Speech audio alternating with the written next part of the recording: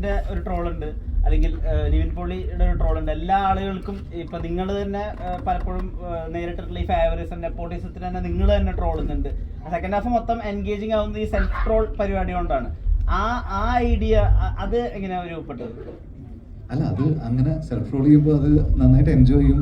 നമുക്കിഷ്ടമാണ്. നമ്മൾ അങ്ങോട്ടും ഇങ്ങോട്ടും കളിയാക്കുമ്പോൾ നമ്മൾ ചിരിക്കുന്നുണ്ടല്ലോ. അത് തന്നെ, അവൻ്റെ മകൻ ഇവൻ്റെ മകൻ മറ്റവൻ്റെ മകൻ പോരെ.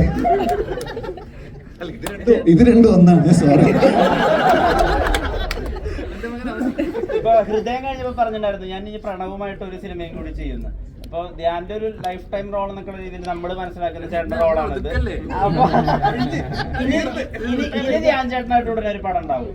ഇനി ദണ്ഡി യാത്ര ധ്യാന്റെ കൂടെ സബ്ജക്ട്. ഇപ്പൊ അനിയനെ കുറിച്ച് മറ്റേ ഇന്റർവ്യൂ കണ്ടുന്ന കാര്യങ്ങൾ പറയും. ഇപ്പൊ അനിയനെ കുറിച്ചുള്ള ഒരു അഭിമാന നിമിഷം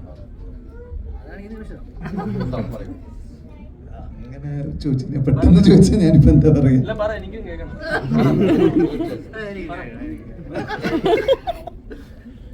നല്ല അഭിപ്രായമാണ്.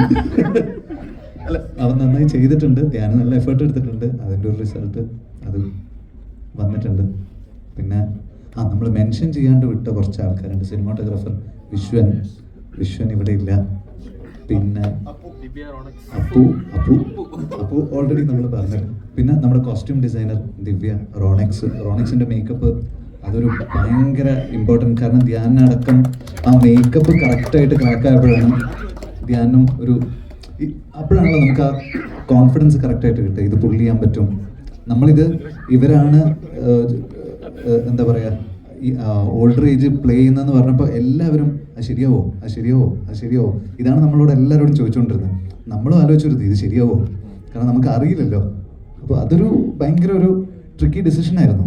ഇപ്പോൾ ഈവൻ ട്രെയിലർ വിടുമ്പോൾ പോലും നമ്മൾ ധ്യാൻ്റെ മാത്രം വിട്ടിട്ട് അപ്പുവിൻ്റെത് ഹോൾഡ് ചെയ്ത് വെച്ച് അതും അങ്ങനെ ഒരു ഡിസിഷൻ എടുക്കാൻ കാര്യമാണ് അതുകൊണ്ടാണ്. കാരണം ഇത് വളരെ കെയർഫുൾ ആയിട്ട് ഡീൽ ചെയ്യേണ്ട ഒരു സാധനമാണല്ലോ. കണ്ടുകൊണ്ടിരിക്കുമ്പോൾ ആൾക്കാർക്ക് തോന്നാൻ പാടില്ലല്ലോ യങ് ആയിട്ടുള്ള ആൾക്കാരെ പ്ലേ ചെയ്തിട്ടുള്ളത്. അത് റോണെക്സ് ഒരു വലിയ ഒരു ടാസ്ക്കാണ് ചെയ്തിട്ടുള്ളത്. പിന്നെ ദിവ്യയുടെ കോസ്റ്റ്യൂം, വിശ്വൻ്റെ സിനിമാറ്റോഗ്രാഫി, ശ്രിക് വാര്യറിൻ്റെ കളർ ഗ്രേഡിങ്, നമ്മുടെ സിംഗ് സിനിമയുടെ സൗണ്ട് ഡിസൈൻ.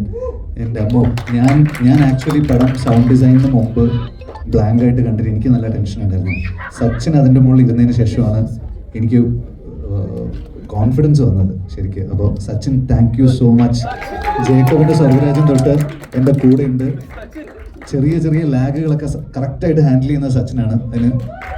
അപ്പോൾ എൻ്റെ എല്ലാ ട്രേഡ് സീക്രറ്റ്സും അറിയുന്ന ഒരാളാണ് സച്ചിൻ. അപ്പോൾ അതുപോലെ അമൃത്തിൻ്റെ മ്യൂസിക് ഇല്ലാണ്ട് ഈ സിനിമയുടെ ആത്മാവെന്ന് പറയുന്ന അമൃത്തിൻ്റെ മ്യൂസിക്കാണ്. പിന്നെ അപ്പു, പിന്നെ അജു. അതെ, മനസ്സിലാക്കുന്നത് ദാസിനും വിജയനും വരുന്നു എന്നുള്ള രീതിയിൽ തന്നെയാണ് സിനിമയില്. അപ്പൊ ലാലേട്ടനും ശ്രീനിവാസൻ സാർ എപ്പോ ഈ പടം കാണും?